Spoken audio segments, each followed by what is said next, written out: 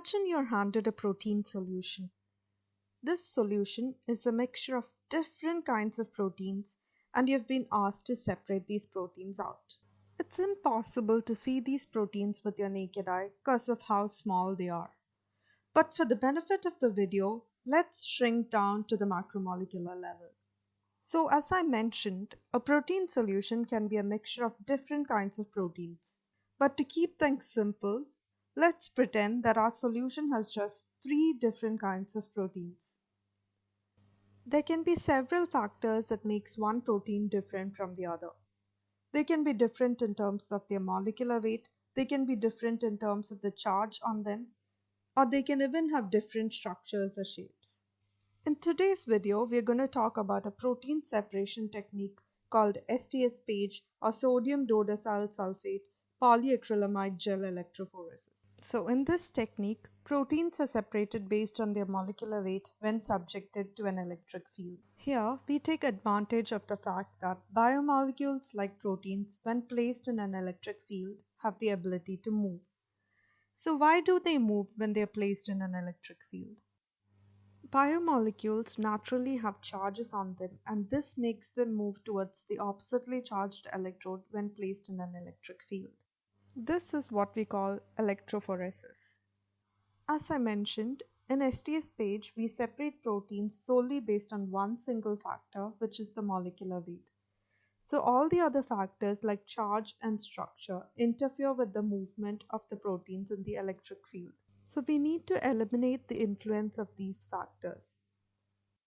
This is done with the help of two chemicals, SDS, sodium dodecyl sulfate, and a reducing agent which could either be DTT, dithiotritol, or beta-mercaptan ethanol. So let's first look at how we eliminate the influence of the structure factor. Proteins are made up of building blocks called amino acids. What gives a protein its unique structure is the bonding between these amino acids. Our aim here is to deliberately disrupt the folded secondary and tertiary structure of the proteins and bring it down to its primary linear structure. SDS, being a detergent, has the ability to disrupt some of these structures, namely the non-covalent bonds like hydrogen bonds, ionic bonds, and hydrophobic interactions. Proteins have another structural feature called the disulfide linkages, which are interactions between two residues of a single type of amino acid called cysteine. Reducing agents like beta-mercaptan ethanol or DTT have the ability to reduce these bonds, thereby disrupting them. Now that we've managed to get these proteins down to their linear primary structure, let's look at the next factor, which is charge. SDS, being an anionic detergent, helps with that too. All the proteins, regardless of whatever charge they had earlier, once exposed to SDS, will be coated with a uniform negative charge.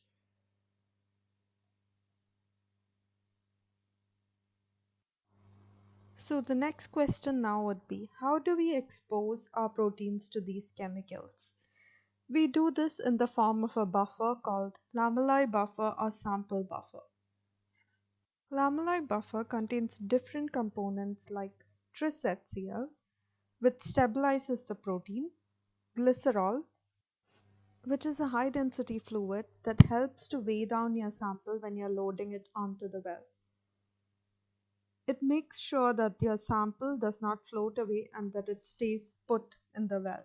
Bromophenol blue, which is a dye that helps track the progress of the electrophoresis. It also contains SDS and DTT, about which we've already discussed. The lamellae buffer and the protein solution are mixed in different ratios, and this gives us a sample that we can load onto the gel. We've already discussed why biomolecules like proteins move around when they are placed in an electric field. The scientific term for this movement is electrophoretic mobility. And in order to move, these proteins require a medium. And in the SDS PAGE technique, this is achieved by using polyacrylamide gels. Polyacrylamide gels are inert gels that do not chemically interfere with the movement of the proteins. Polyacrylamide is a polymer that is made up of monomers of acrylamide and a cross-linker called bisacrylamide. The extent of polymerization can be adjusted by controlling the concentration of these two compounds. The polymerization occurs with the help of two catalysts, ammonium persulfate (APS) and TEMED. Free oxygen radicals are generated by APS with the help of TEMED, and these react with the vinyl groups on acrylamide. In SDS PAGE, we use a discontinuous gel system where the gel is divided into two parts, the resolving gel and the stacking gel.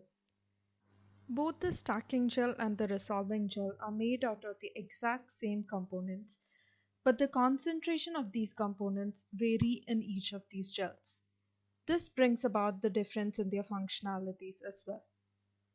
The stacking gel or the spacer gel has a lower pH, ionic strength, and acrylamide concentration as compared to the resolving gel or the separating gel. Let's now take a look at how the gel is cast and how the samples are loaded. The polymerization and the solidification of the gel takes place between two glass plates. So the first step is to assemble these glass plates. The glass plates are tightly clamped onto the casting frame. The resolving gel solution is first poured between the glass plates. After it has solidified, the stacking gel solution is poured on top of it.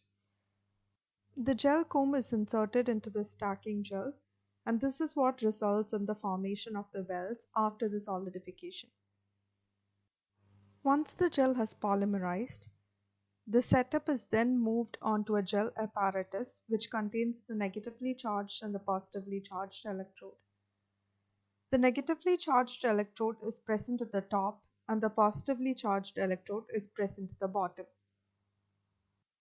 This is then placed into a glass chamber and the running buffer is poured into this chamber.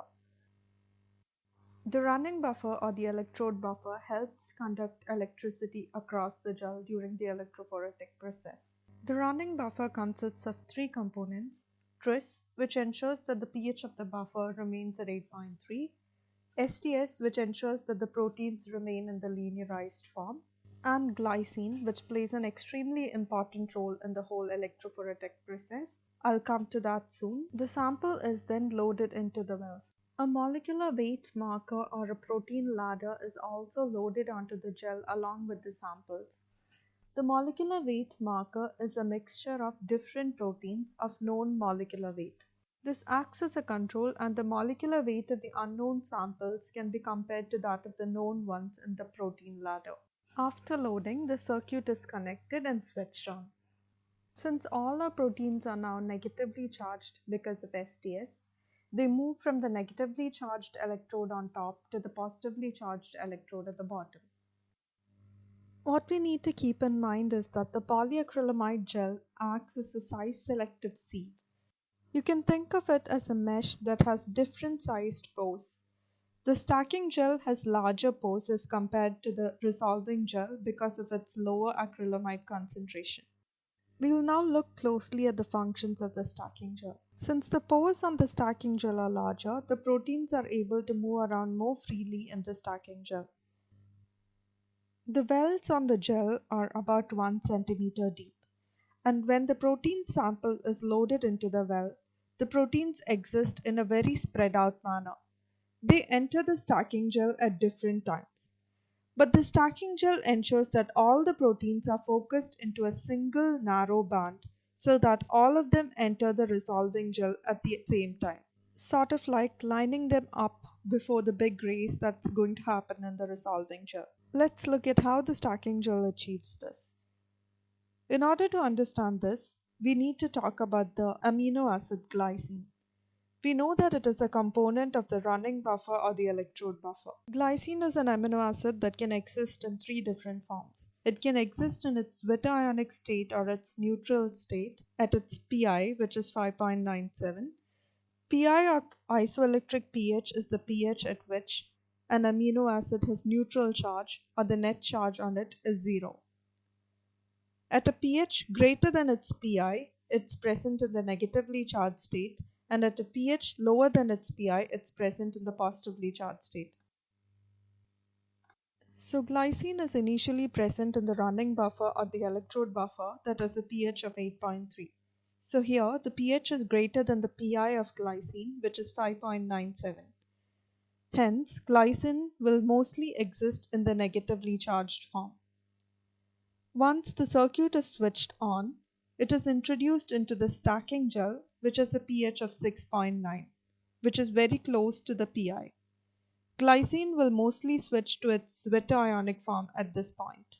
Since its charge is now very close to neutral, its movement will be greatly hindered. This means that it will move extremely slowly towards the positively charged electrode. While the chloride ions from the tris HCl will have high mobility because of its electronegativity. Hence, the proteins will be sandwiched into narrow bands between the fast-moving chloride ion and the low-mobility glycine. This process is called isotachophoresis. In the separating gel or the resolving gel, the pH is about 8 to 9.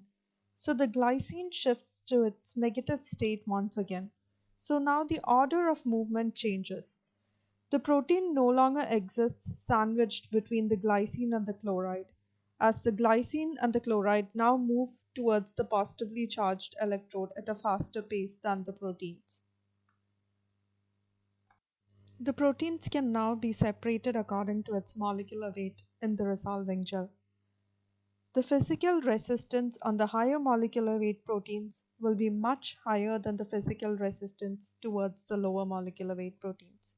Hence, the lower molecular weight proteins travel at much faster pace towards the positively charged electrode.